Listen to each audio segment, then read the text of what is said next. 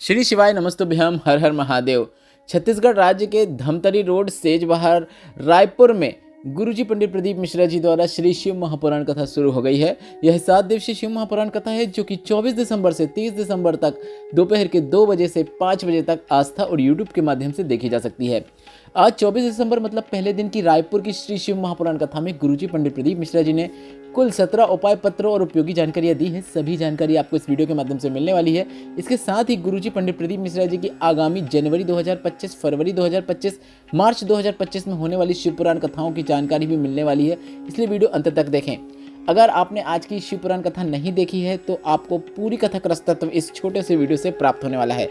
बढ़ते हैं आज की कथा की पहली विशेष जानकारी की ओर। कथा शुरू होते ही गुरुजी ने कहा, शिव भक्तों में ये 4 गुण आना निश्चित ही है। मतलब जो शिव के भक्त होते हैं उनमें यह 4 गुण आ ही जाते हैं। पहला है संयम, दूसरा है सदाचार, तीसरा है स्नेह, चौथा है सेवा। बढ़ते हैं आज की कथा की दूसरी विशेष जानकारी की ओर। रानू जी पत्र लेकर आई जिसमें उन्होंने लिखा, मैंने कंपटीशन एग्जाम की तैयारी 2021 में शुरू की। एसआई की वैकेंसी निकली, मैंने फॉर्म डाली।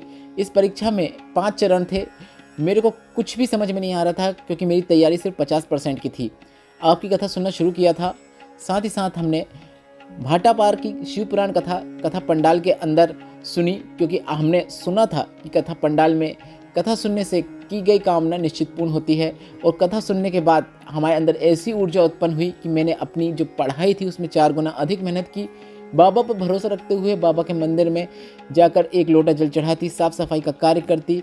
और साथ ही साथ जब मैंने एग्ज़ाम दी, इसके बाद छत्तीसगढ़ पुलिस में मैं एसआई बन गई हूँ। उसी का आभार व्यक्त करने कथा पंडाल में आई हूँ। बढ़ते हैं आज की कथा की तीसरी विशेष जानकारी की ओर। अविनाश जी पत्र लिख रहा है जिसमें लिखा, बाबा की कृपा का वर्णन करना चाहता हूँ। कई प्रयास करने के बावजूद यूपीएससी का एग्जाम पास नहीं हो पा रहा था। माँ ने कहा कि खूब मेहनत करो, मेहनत में अधिकता लाओ, साथ ही साथ मंदिर में जाकर जल चढ़ाओ और साफ सफाई का कार्य करो। मैंने तिलदा नेवरा की कथा पंडाल में सुनी और माँ ने जैसा जैसा कहा वैसा वैसा मैंने किया। पंडाल में मैंने कामना कर ली और मैंने खूब मेहनत करी। बाबा की कृपा से मेरा Akhil Bharatiya all India rank 150 आई है। यूपीएससी में मेरा चयन हो गया है। उसी का आभार व्यक्त करने में कथा पंडाल में आया हूँ। बढ़ते हैं आज की कथा की चौथी विशेष जानकारी की ओर। गुरुजी ने कहा, जीवन में दुख तकलीफ कष्ट हो तो मंत्री के पास मत जाओ, मंत्री को मत पकड़ो, मंत्र को पकड़ो, श्री शिवाय नमस्तुभ्यम को पकड़ो। और जो सुख कहीं नहीं है वह सुख परमात्मा की भक्ति में है, परमात्मा के नाम उच्चारण में है। श्री शिवाय नमस्तुभ्यम, नमः शिवाय, ओम नमः शिवाय, ये वे मंत्र हैं जो हमारी ज़िंदगी में उन्नति ला कर देते हैं और फिर मनुष्य को कभी पीछे मुड़ के नहीं देखना पड़ता है, वह आगे ही आगे बढ़ता चला जाता है। बढ़ते हैं आज की कथा की पांचवी विशेष जानकारी की ओर। पप्पू जी पत्र लेकर आए जिसमें उन्होंने लिखा, मेरी शादी के कई वर्ष निकल गए थे। शादी के 13 वर्ष निकलने के बाद भी संतान का सुख नहीं था। फिर किसी के कहने पर कुबेरेश्वर महादेव की शिवपुराण कथा सुनना शुरू किया। 5 कथा पंडाल में बैठकर कथा सुनने से मनोकामना पूरी होती है, ऐसा किसी से सुनने पर मैंने कथा पंडाल में कथा सुनना शुरू किया। 5 कथा पंडाल में बैठकर कथा का श्रवण किया, बाबा से कामना की। 13 साल के बाद संतान की प्राप्ति हुई है। उसी का आभार व्यक्त करने हम कथा पंडाल में आए हैं। बढ़ते हैं आज की कथा की छठवीं विशेष जानकारी की और। गुरुजी ने कहा, कभी जीवन में लगे कि बहुत तकलीफ है, जीवन में आपको ऐसा दुख तकलीफ और कष्ट दिख रहा है तो आपको मंदिर में जाना शुरू कर देना है। इसके साथ ही आपको माता पिता की सेवा करना है, मंदिर में आपको सेवा कार्य करना है। साथ ही साथ घर में अगर कोई बड़ा है, आदरणीय है, तो आपको उसकी सेवा का कार्य करना शुरू कर देना है। बढ़ते हैं आज की कथा की 7वीं विशेष जानकारी की ओर।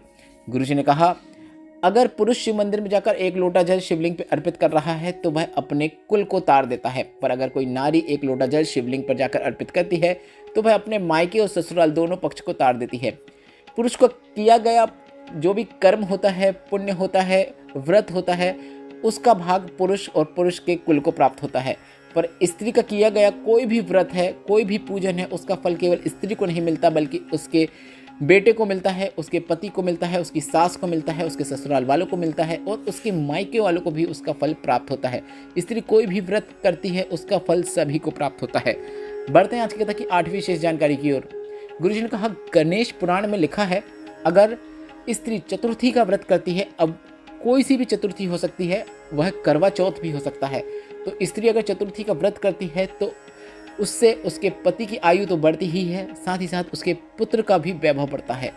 बढ़ते हैं आज की कथा की 9वीं विशेष जानकारी की ओर। शांति साहू जी पत्र लेकर आई जिसमें लिखा, मेरा बेटा 18 साल का है, उसको आंखों से नहीं दिखता है, पर उसने आपकी कथा बहुत सुनी है और वह आपकी कथा बहुत सुनता है और कहता है कि शंकर भगवान को मैंने नहीं देखा है, ना ही सुना है, पर यह महाराज की मैं शिव पुराण कथा सुनता हूँ, बाबा को मैं छू कर देखना चाहता हूँ। मेरी विनती है कि आप एक बार उसके हाथों से अपना स्पर्श अवश्य करवाएं। इसके बाद गुरुजी ने उस बालक को कथा पंडाल में व्यासपीठ के पास बुलाया और गुरुजी को उसने स्पर्श करके गुरुजी को उसने अपने हाथों के माध्यम से देखा। बढ़ते हैं आज की कथा की 10वीं विशेष जानकारी की ओर। गुरुजी ने कहा, कर्ज और फर्ज दोनों इस मस्तक में रहते हैं, इसलिए शिव महापुराण की कथा कहती है, जब कथा पंडाल में जाते हो तो रज को अपने सर में लगाओ अवश्य। साथ ही साथ सर को थोड़ा सा नवाओ, मतलब सर को थोड़ा सा कथा पंडाल में झुका लो, सर को टेक लो। ऐसा करने से मस्तक में कर्ज भी उतर जाता है और फर्ज भी पूर्ण हो जाता है। बढ़ते हैं आज की कथा की 11वीं विशेष जानकारी की ओर। गुरुजी ने कहा, शंकर भगवान के मंदिर में जल चढ़ाते हो तो जल को आप अपने ऊपर क्यों छिड़कते हो? क्योंकि कई विरोधी कहते हैं कि शिवलिंग पर जल चढ़ा हुआ अपने ऊपर मत छिड़को, घर पे मत छिड़को, शिवलिंग पर चढ़ा हुआ जल का आचमन मत करो, पियो मत। तो इस पर गुरुजी ने कहा कि आपको गीता प्रेस की शिव महापुराण कथा लेकर आनी है। आप हिंदी की लाना चाहो तो हिंदी की लाकर उसे पढ़ सकते हैं, उसका अध्ययन कर सकते हैं। उसमें आप विद्येश्वर संहिता पढ़ें, उसमें आपको संपूर्ण जानकारी मिल जाएगी कि शंकर पर जल चढ़ाकर उसका आचमन करने से कितने प्रकार के पाप नष्ट हो जाते हैं। शंकर पर चढ़ी हुई बेलपत्र को अपने मस्तक पर लगाने से न जाने कितने प्रकार की झंझटों से मुक्ति मिल जाती है। बढ़ते हैं आज की कथा की 12वीं विशेष जानकारी की। मीना जी पत्र लिख रहे हैं जिसमें लिखा, हमारा खुद का मकान था पर किन्हीं कारणों से मकान को बेचना पड़ा। संघर्ष का जीवन शुरू हो गया। रायपुर छत्तीसगढ़ की कथा हमने पंडाल में बैठकर सुनी। बाबा से प्रार्थना की कि बाबा, खुद का मकान था जो कि चला गया है, बहुत संघर्ष में जीवन चल रहा है, किराए के मकान में रहते हैं। बाबा आपको ही अब कुछ कृपा करना है। बाबा की कृपा से पहले तो छोटा मकान गया था, आज बाबा ने बंगले में लाकर बैठा दिया है, उसी का आभार व्यक्त करने हम कथा पंडाल में आए हैं। बढ़ते हैं आज की कथा की 13वीं विशेष जानकारी की ओर। शिव महापुराण की कथा कहती है, शंकर पर चढ़े हुए जल का इतना तेज होता है कि वह साधारण नहीं है।